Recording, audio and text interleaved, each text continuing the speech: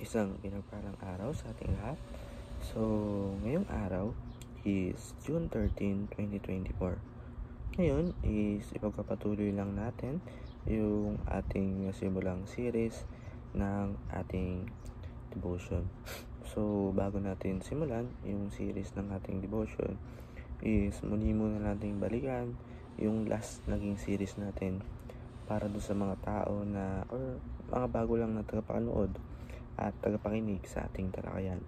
So, yung naging series namin last week ay God's Guidance in Times of Trouble.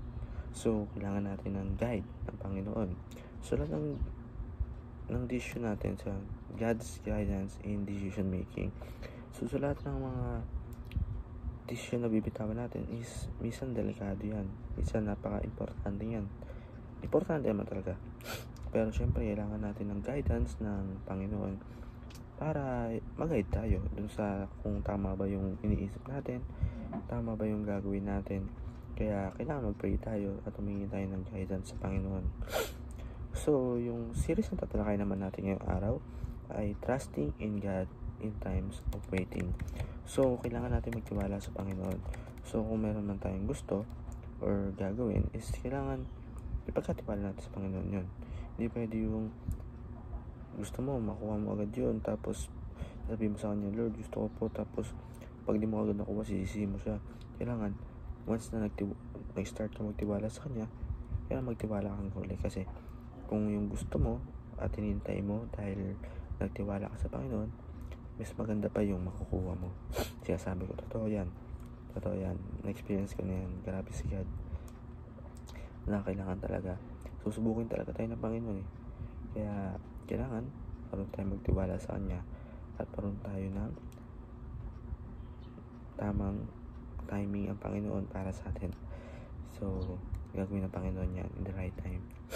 So, yung Bible verse na tatalakayin natin ngayong araw ay Genesis chapter 37 verse 5 to 8. So, ang sabi dito, Now, Joseph had a dream, and when he told it to the brothers, they hated him even more. He said to them, Hear this dream that I have dreamed. Behold, we were binding sheep in the field, and behold, my sheep arose and stood upright. And behold, your sheep gathered around it, bowed down my sheep. His brother said to him, Are you indeed to reign over us?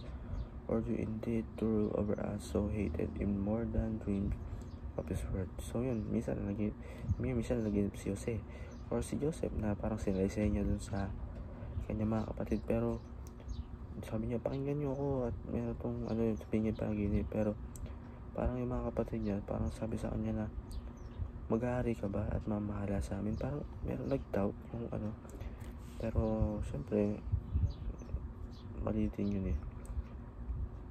So sa ating teaching, para lumako ng talakayan, there is waiting time for vision to reality. So kailangan, sabi nga, maghintay tayo. Kung yung vision natin o yung panaginip natin is may naisip tayo, meron tayong right time para magawa din natin yan. Yan eh, nanaginip ako, yaman ko. So may right time dun. Hindi pwede yung nanaginip ako, yaman ko, sana pagising ko, mayaman na ako. Mayaman na ako. Hindi pwede ganun. Kailangan magtiwala tayo sa Diyos, silingin natin yun. Pero i-apply natin yun at humirin tayo ng guidance kung ano mga gagawin natin. Hindi pwedeng hiling lang. Kailangan meron din tayong kilos. Number 2, waiting might involve trials and hardship. So, kailangan hintay tayo ma-involve dun sa trial at yung hardship. Kasi sa likod mong nadaan, pag nalampas natin yung trial na yun, nalampasan natin yung paghihirap, for sure, promise, meron yung kapalit na maganda. So, sa number 3, we were actors in God's theater. So, we were actors in God's theater. At yung application, dream God's dream. So, mag-dream tayo kung ano nga ba yung dreams ng Panginoon kasi ayun yung maganda. Number 2, endure trial and hardship. So, kailangan malampasan natin yung trial, yung paghihirap, para ang kapalit niyan is yung hinihintay natin, yung bibigay sa atin Panginoon kanipala dahil tayo nagsikap. And sa last, play a role God's beautiful story. So, sa segundo ito, kailangan mamuhay tayo kung ano nga ba yung nakasaad sa gustong gusto ng Panginoon dahil ay napakagandang istorya ng ating buhay. So, ayun lang po para sa araw na ito. Naway may natunan tayo sa makinig at panonood. God bless to all.